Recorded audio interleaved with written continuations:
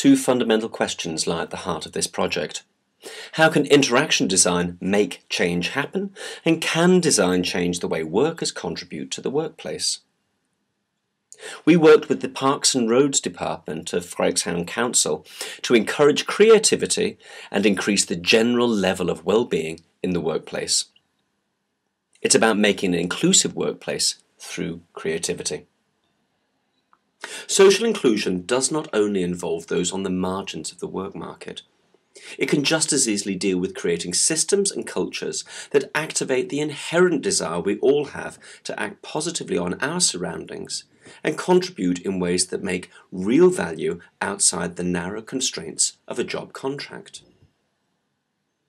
Speaking to the workers at the department, one of them said, with no hint of irony, "I'm a slave."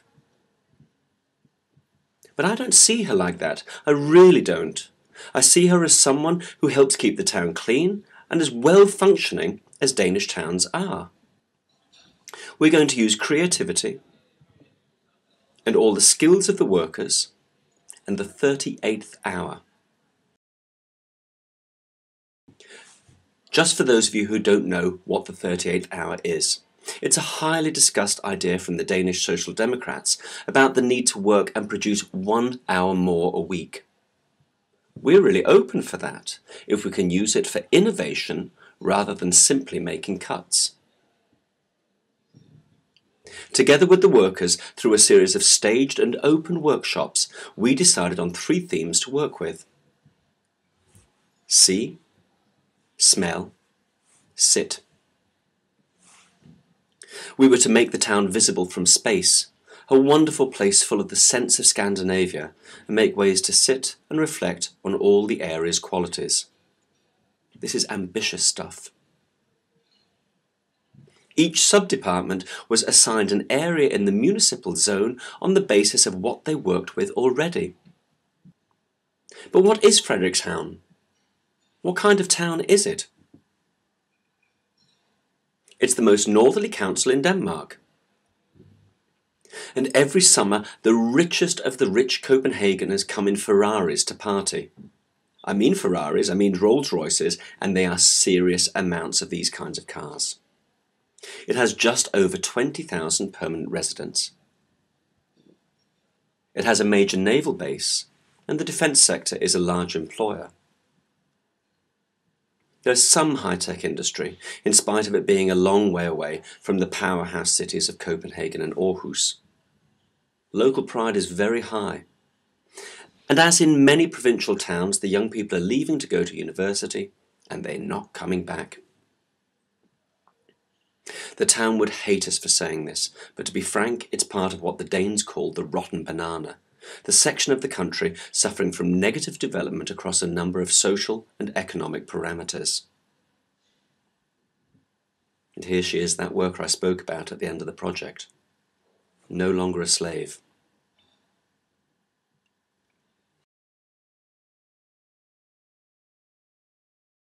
But to make this happen, we need to learn to talk across notional borders of jobs and positions.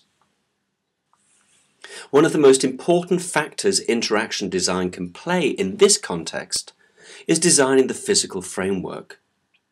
Therefore, the trolley became a focus point, almost a totem of our best intentions and a place to talk. Equally important is the emotional context and finding ways for people to find their own voice. And one of the tasks of design in this context is to help frame and envision the best intentions of the workers in ways that are both ambitious and doable.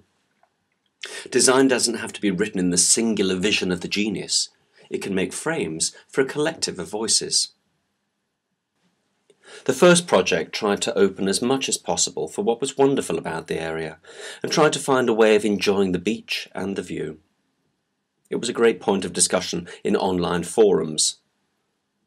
The locals thought it was wonderful because it didn't come from Frederikshavn but out of local initiative. In the centre of Frederikshavn, we took a closed area around a pump station in the centre of the city that had to be looked after anyway, and converted it into a park on the border between the railway, the harbour, and the centre of the town. If we were going to change the whole experience, we needed to plant a whole range of plants that really smelt strongly. Skane is so reliant on two deeply contrasting industries, fishing and the rich visitors from Copenhagen. We needed to find a solution on the border between these two worlds, and we converted an old parking place literally on the demarcation between the fishing industry and where the tourists go, where it was accessible for both worlds. And you can see it on Google Maps.